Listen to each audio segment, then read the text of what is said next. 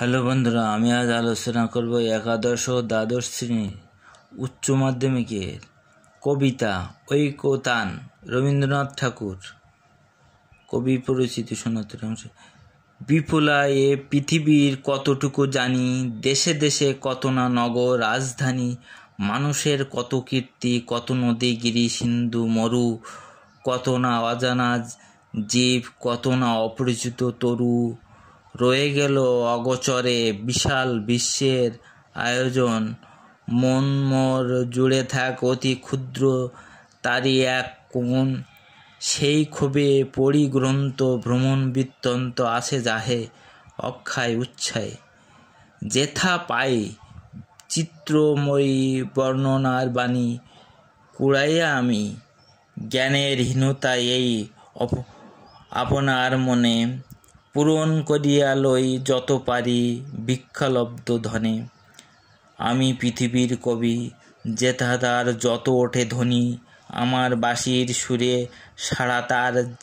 জাগিবে তখনই, এই সাধনার পৌঁছিল না বহুতর ডাক, রয়ে গেছে ফাঁক প্রকৃতির ঐকতান স্রোতে, নানা কবি ঢালে পান গান নানা দিক হতে, তাদের সবার সাথে আছে মোর একমাত্র যোগ, সঙ্গ পাই সবাকার লাভ করি আনন্দের ভোগ, পাইনে সর্বত্র তার প্রবেশের দ্বার, বাধা হয়ে আছে মোর বেড়াগুলি জীবনযাত্রার, চাষি খেতে চালাইতেছে হাল,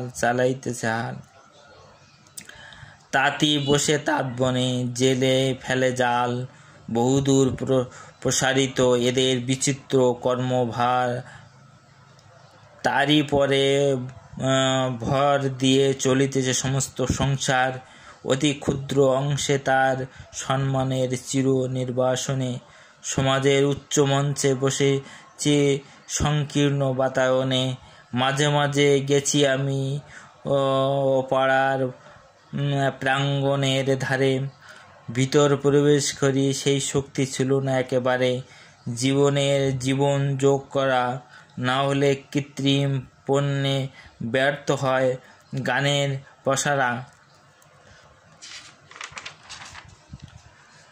তাই আমি মেনে নিই এই নিন্দার কথা, আমার সুরের অপূর্ণতা, আমার কবিতা জানি আমি, গেলেও বিচিত্র পথে হয় নাই সে সর্বত্র গামী, কিষাণের জীবনে শরিক যে জন, কর্মেও কোথায় সত্য আত্মীয়তা করেছে অর্জন, যে আছে মাটির কাছাকাছি, সে কবির বাণী লাগি কান পেতে আসি, এসো কবি অক্ষত জনের নির্বাক মনের, মর্মের বেদনা যত করিয়া উদ্ধর, প্রাণহীন এদেশেতে গানহীন যেথা চারিধার, অবজ্ঞার তাপে শুষ্ক নিরানন্দ সেই মরুভূমি, রসে পূর্ণ করি দাও তুমি, অন্তরে যে উচ্চতার আছে আপনারই, তাই তুমি দাও গো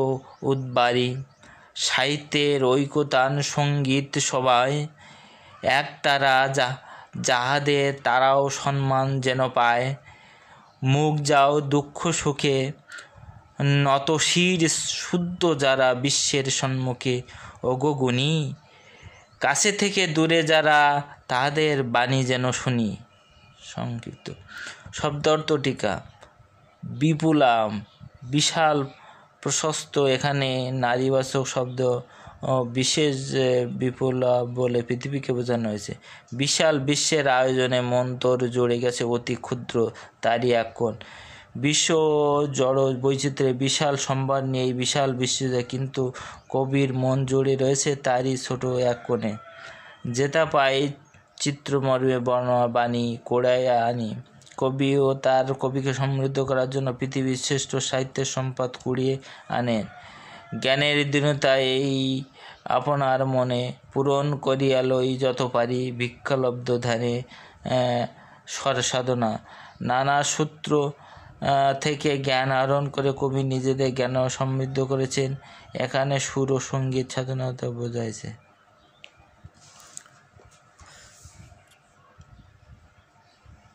এগুলো একটু দেখে নেবেন। উদ্গারী, উপরে বা ঊর্ধ্বে প্রকাশ করে এমন অন্তর্স।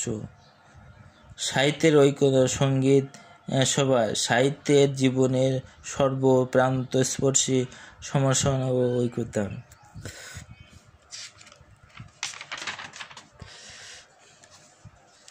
একতারা যাদের, তারাও সম্মান যেন পায়, অবজ্ঞা বা উপেক্ষিত মানুষ যেন সম্মান লাভ করে, সে কথা বলা হয়েছে।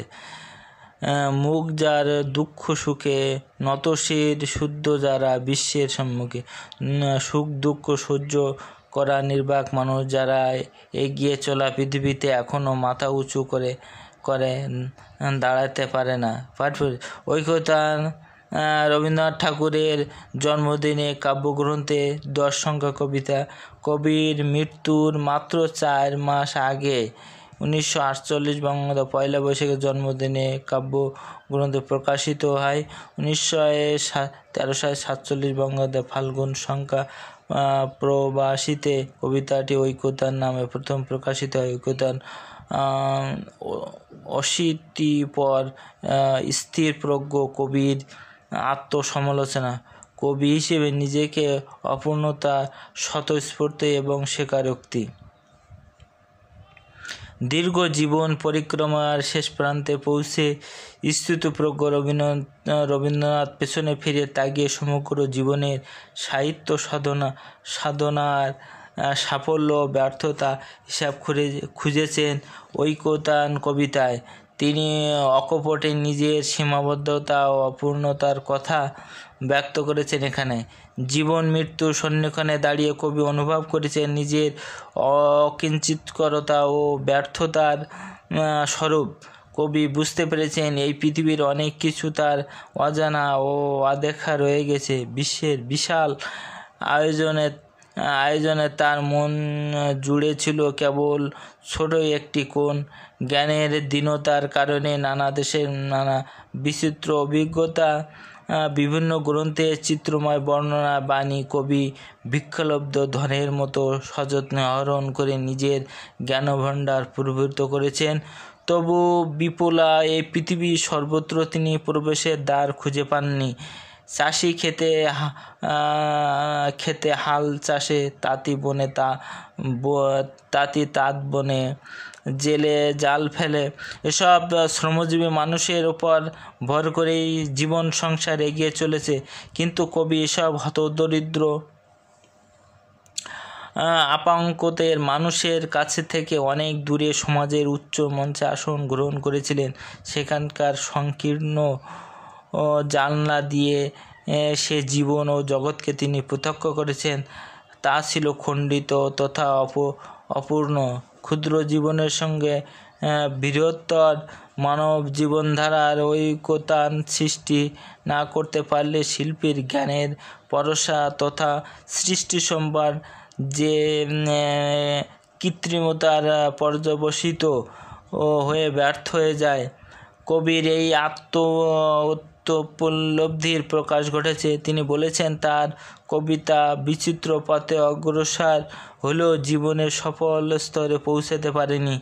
ফলে জীবন সান্নে কবি অনাগত ভবিষ্যতের সেই মৃত্তিকা সংলগ্ন মহৎ কবিরই আবির্ভাব প্রত্যাশা করেছেন, যিনি শ্রমজীবী মানুষের অংশীদার হয়ে সত্য কর্মের মধ্যে সৃষ্টি করবেন আত্মীয়তার বন্ধন। ঐকতান কবিতার যুগপৎ কবি নিজেরও তার সমকালীন বাংলা কবিতার বিষয়গত সীমাবদ্ধতার দিক উন্মোচিত হয়েছে। কবিতাটি সমিল প্রবহমান অক্ষরবিন্দ ছন্দে রচিত। কবিতাটিতে 8+6 এবং 8+10 মাত্রার পূর্বক অধিক, তবে এখানে কখনো কখনো 9 মাত্রা অসম্পর্ব এবং 3 ও 4 মতো অপরূপ পর্ব ব্যবহৃত হয়েছে। এইগুলো একটু দেখে নেবেন। কবি কি কুড়িয়ে এনেছেন? চিত্রময়ী বাণী। সমাজে উচ্চমঞ্চে বসেছি সংকীর্ণ পাতা। এখানে সংকীর্ণ পাতা বলতে কী বোঝাতে হয়েছেন? ক্ষুদ্র গণ্ডি। সুকান্ত ভট্টাচার্য শ্রমজীবী মানুষের কবি। তিনি কবিতায় শ্রমজীবী মানুষের সংগ্রাম ও অধিকারের কথা বলেছেন। সাধারণ মানুষের মধ্য থেকে তিনি তাদের শক্তি জুগিয়েছেন। তারপর আঘাত এসেছে, কিন্তু তিনি আপন পথ থেকে বিচ্যুত হয়নি। এগুলোটি দেখে নেবেন। স্বদেশ থেকে উচ্চশিক্ষা নিয়ে দেশে ফিরে রফিকুল বারী বিদেশ থেকে উচ্চশিক্ষা নিয়ে দেশে ফিরে রফিকুল বারী রাজনীতিতে মনোযোগী হতে চান, কিন্তু রাজনীতির মাধ্যমে দেশের মানুষের ভাগ্যায়ন তার লক্ষ্য। এর দেশে তিনি বিভিন্ন পত্রিকায় লেখালেখি করেন এবং সভা সমিতিতে যোগ দেন। একজন সৎ ও জ্ঞানী ব্যক্তি হিসেবে শহরের একটি বিশেষ শ্রেণীর সবাই তাকে চেনে। একবার ঈদে গ্রামের বাড়ি গিয়ে তিনি বুঝতে পারেন, দেশের মানুষের কথা ভাবলেও গ্রামের সাধারণ মানুষের সুখ দুঃখ সম্পর্কে তিনি কিছুই জানেন না। তার নতুন উপলব্ধি হয় যে দেশের সাধারণ মানুষের উন্নয়নের বাদ দিয়ে দেশের উন্নয়ন সম্ভব নয়। এরপর থেকে তিনি গ্রামের মানুষের জীবনযাত্রার সঙ্গে মিশতে শুরু করেন, তাদের জন্য কাজ করতে আরম্ভ করেন। এইভাবে ধীরে ধীরে তিনি সাধারণের প্রিয় নেতা হয়ে ওঠেন। এগুলোটি দেখেন। বন্ধুরা, আমার ভিডিওটি ভালো লাগলে লাইক এবং সাবস্ক্রাইব দেবেন। ধন্যবাদ সবাইকে।